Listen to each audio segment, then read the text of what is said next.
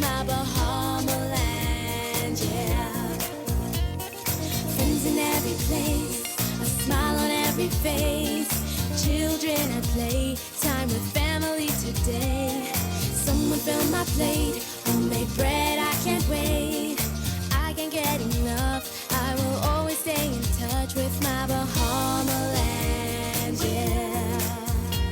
Rare Voice introduces Bahama Land, an unlimited nationwide calling plan for only $5 a month. So call home today and connect again with Bahama Land. Home never felt so close. My Bahama land, yeah. Homes in Pride Estates vandalized. Revisiting government's mortgage relief plan, a blind homeless man taken in by a senior citizen's home, a look at what has changed and what has remained the same 1 year since the gaming referendum, and a call for action on the Surrey industry in the Bahamas. We have those stories and much more coming up tonight. Good evening, Bahamas. I'm Christina McNeil, and your MB12 starts right now.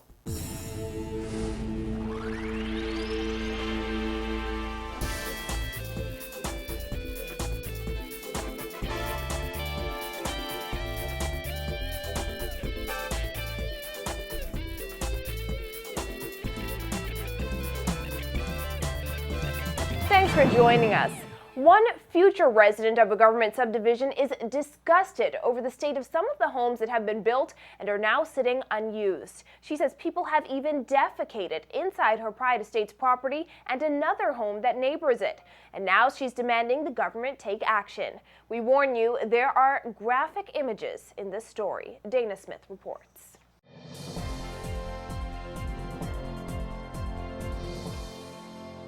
Outraged homeowner Stacey Dean Jones claims these government-built homes are being vandalized. She said not only have people stolen the home's fixtures, but they're also using the floors of these homes as their own personal bathroom.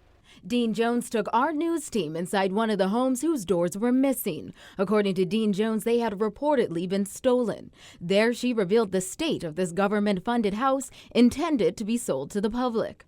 Before even entering the building, the smell of feces was overwhelming. Once inside the home, what Dean Jones said was human waste lined the floors, the outside of the bathtub, and even one of the walls. The counters and doors in the home were also damaged and bathroom fixtures missing. Dean Jones claimed they had been stolen. It's completely destroyed. The doors are off. Everything in it is destroyed. All the bathroom doors, the room doors, everything is broken down. It's full of feces from front to back. It's awful.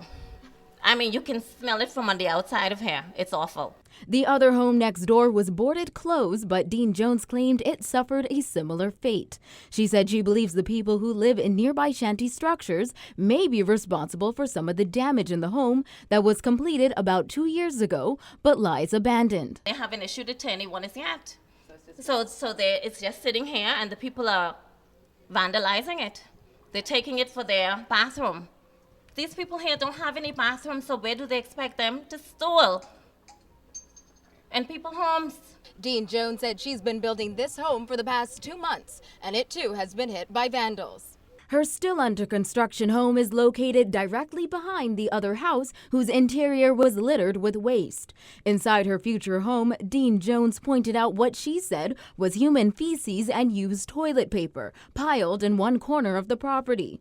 Dean Jones said although she, as well as her contractor, called the government to complain over the issue, she has not seen any action. I'm building this house, and they're using it for a toilet. Before I even start building the home, when the contractor came and he brought the guy to clear the property down, there was a bunch of feces on the property. I called environmental health. I complained. I called house and I complained. She said she has been complaining to the government about the issue prior to starting construction of her home. She said the property itself was littered with human feces before she started building. Dean Jones voiced her frustrations about not only people defecating on the properties, but also allegedly looting the nearby government home. All of the government houses that are issued, they haven't given them to people as yet. They're vandalizing them. They're destroying them. They're stealing the doors. They're breaking the windows. They're stealing all the toilet fixtures, everything in the homes. So who do we call on? Dean Jones said in allowing the home to deteriorate to such a state, the government is wasting money. A lot of people doesn't know what is going on in the back here. That is why I called you guys to really see what is going on, that the government needs to do something, because it's sickening. You know what it is? You have to pay over 100 and something thousand for these homes. And this is what you have to wake up to? This is what you have to see? It's a total waste of government money. It's like double dipping. That is why, no wonder why they have to bring VAT on us. VAT is going to be on the poor people because they're using the government money to do this all over again. They practically have to build that home all over again. It's a total waste. He said low-cost housing, okay, let the people move in the homes and pay whatever they can instead of letting someone destroy the homes. Pride Estates 3 officially opened in December of 2011 under the Ingram administration. The government sells both lots and homes to the public. Assistant Director of Environmental Health Services Andrew Thompson was unaware of Dean Jones' complaint, but said such activity is unfortunate but not uncommon in abandoned structures. As for why the home is sitting abandoned, housing officials could not be reached for comment, nor could Environment and Housing Minister Kenrit Dorset.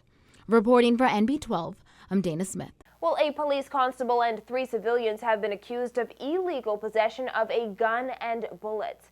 30-year-old Constable Narada Roll of Florida Court, seen in the blue plaid shirt, 33-year-old Melanie Lowe of Bacardi Road, 36-year-old Ricardo DeVoe of Blue Hill Road with dreadlocked hair, and 40-year-old Edward Edmond of Dignity Gardens, seen in the white striped shirt, made their initial appearance before Chief Magistrate Joyanne Ferguson Pratt today. Prosecutors allege that they were found with a 9mm pistol loaded with 3 bullets on January 26th. The defendants have denied the allegations and were each granted $10,000 bail with 2 sureties. They next returned to court on March 4th for a status hearing. The Christie administration is currently examining an alternative proposal to its last mortgage relief plan, which fell far below expectations. Minister of State for Finance Michael Halkitis said yesterday that the government hasn't given up on the process and plans to make the proposal public after a period of review. As you know, we did sort of one go at it. It wasn't as successful as we thought it would be. We have gotten a subsequent proposal from the Clearing Banks Association, which we are analyzing to see, one, if we can afford it, and 2, if this is something that would truly impact people. The previous plan, which was projected to assist 1,100 homeowners, helped fewer than 10. The government allocated $10 million for that plan in September 2012. According to the government's figures, at the time there were around 4,000 homeowners in arrears. Until an alternative plan comes into effect, Halkitis says the government is hoping to provide homeowners with other forms of protection. We will be moving ahead very soon to bring into effect the Borrowers Protection Bill, which is intended to give some relief and some protection to homeowners. And so it's something that we're still looking at. We haven't given up on the process. We have a proposal that we're examining. We have to determine whether it's something we can afford, and then we'll be sharing it with the public. The bill would give borrowers additional time to repay on defaulted loans through court intervention in a bid to avoid foreclosure. It would also allow a borrower to transfer a mortgage from one bank to another without having to pay stamp tax if the loan is under 5 years old. Halkitis says the government will continue to work to fulfill its election promise to help struggling homeowners. Back in May 2013, CBA Chairman Nathaniel Benaby Jr. said the high level of unemployment was the primary reason why more Bahamians did not qualify under the last plan. And a Bahamian diplomat showed up at a rather interesting place over the weekend. Bahamas Cultural Affairs and Student Relations Officer at the Bahamas Consulate in Atlanta, Robert Pinder, made an appearance on Sunday's episode of the popular reality television show Real Housewives of Atlanta. But it didn't appear that Pinder was there at the party in that capacity. He was shown announcing the arrival of the Parks family at its lavish party. Phaedra and Apollo Parks are main characters on the show. Ladies and gentlemen, we would like you to join us on the top foyer for the arrival of the first family. Pinder was also shown in other shots during the party segment, and he posted a photo with the Parks family during the event.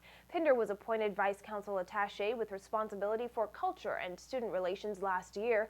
We reached out to the consulate as well as Atlanta Consul General Randy Roll and Minister of Foreign Affairs Fred Mitchell about Pinder's appearance, but we got no response up to airtime.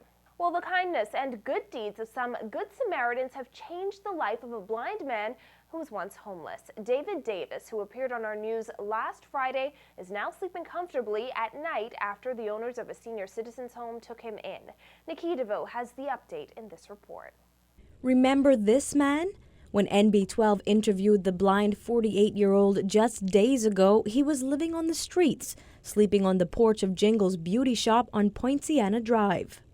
Well, David Davis now calls the Good Samaritan home his home. He was brought here on Friday shortly after our story aired on NB12. And over the past few days, the transformation has been amazing. Through God, I have to. Yeah, I'm happy through God. Yes, Mom. Davis was picked up around 8 Friday night by Good Samaritan homeowner Kendall Capron. Last week, Davis told us he lost most of his vision years ago, spent a lot of time in Sandilands Rehabilitation Center where he was treated for mental illness and has been homeless for years. Jingle's owner Manola King and others in the area were trying to find him a home and called NB12 for help. Capron said he and his wife Cindy Mae were moved by Davis's story and could not imagine him spending another night on the streets. Well, as soon as I saw it, I knew then that someone was in trouble and need some help. My wife told me, go right now and get him because he needs some help. This is what we are all about, helping people. I mean, it's a human being, and it was cold. Now, I am in my house and cold. What about him who's laying there with hardly nothing on in the cold? Think about it, in the cold. I couldn't stand that. I couldn't take that. I'd have to find some way for him to stay. Davis now looks like a completely different person. He's squeaky clean, sporting new clothes and a neat low haircut. Davis says he is comfortable and happy. As for the new hairdo, well, he told us he's getting used to it. Well, I feel better with it cut. He took a bath immediately. We changed his clothes immediately. His hair was washed and cut immediately. He asked me if this is a hotel. He said, is this a hotel? I said, no, David, this is not a hotel. This is a home away from home. So you're quite welcome here. Davis now lives with just over 30 senior citizens in the home. He has his own bed and enjoys 3 meals a day. When we paid Davis a visit this morning, he was sitting in the living room with another resident, listening to the television. He asked us about his friends at the hair salon and thanked King and all those who played a role in finding him a home. It's been 4 days now, but David says it's still hard to believe. You know where it is, right? And you visited me before, right? All right, you was the same lady I know. You was the same lady who visited me before, right? Right. And all right, so now you believe like that this my home now, right? Right. Capron says it costs about $500 a month to care for one person. He says they can use all the help they can get, taking care of the elderly and those in need like David Davis. Reporting from the Good Samaritan home in Yellow Elder for NB12, I'm Nikia DeVoe.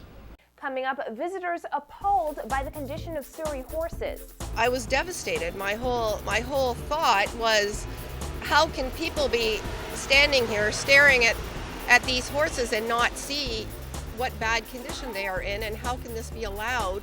But first, marking the 1-year anniversary of the gaming referendum, we'll tell you more when NB12 returns.